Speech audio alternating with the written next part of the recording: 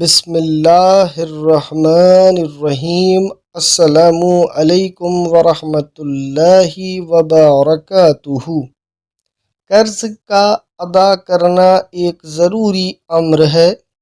سیدنا ابو ذر رضی اللہ عنہ کہتے ہیں کہ میں نبی کریم صلی اللہ علیہ وآلہ وسلم کے ہمراہ تھا جب تو آپ صلی اللہ علیہ وآلہ وسلم نے جب عہد کو دیکھا تو فرمایا، میں نہیں چاہتا کہ یہ پہاڑ اگر میرے لیے سونا ہو جائے تو 3 دن بعد 1 دینار بھی اس میں سے میرے پاس رہ جائے بجز اس دینار کے جو میں کسی قرض کے واسطے رکھ چھوڑوں۔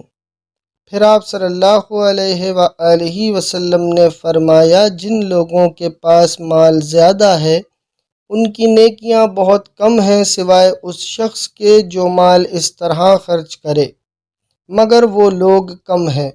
پھر آپ صلی اللہ علیہ وآلہ وسلم نے سیدنا ابو ذر رضی اللہ عنہ سے فرمایا، تم اپنے مقام پر کھڑے رہنا یہاں تک کہ میں تمہارے پاس آ جاؤں۔ پھر آپ صلی اللہ علیہ وآلہ وسلم کچھ آگے بڑھ گئے اور میں نے ایک ہیبت ناک آواز سنی تو میں نے ارادہ کیا کہ میں آقا کریم کے پاس جاؤں۔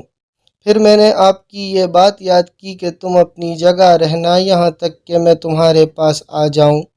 چنانچہ جب آپ صلی اللہ علیہ وآلہ وسلم آئے تو میں نے پوچھا کہ یا رسول اللہ، یہ آواز کیسی تھی جو میں نے سنی؟ آپ صلی اللہ علیہ وآلہ وسلم نے فرمایا، کیا تم نے سنی تھی؟ میں نے عرض کیا کہ ہاں۔ آپ صلی اللہ علیہ وآلہ وسلم نے فرمایا، میرے پاس جبرائیل علیہ السلام آئے تھے اور انہوں نے کہا، میں آپ کی امت سے جو شخص اس حالت میں مر جائے جو اللہ کے ساتھ شرک نہ کرتا ہو وہ جنت میں داخل ہوگا۔ میں نے عرض کی کہ اگرچہ وہ شخص ایسے بڑے گناہ کے کام کرتا ہو تو اس نے کہا ہاں۔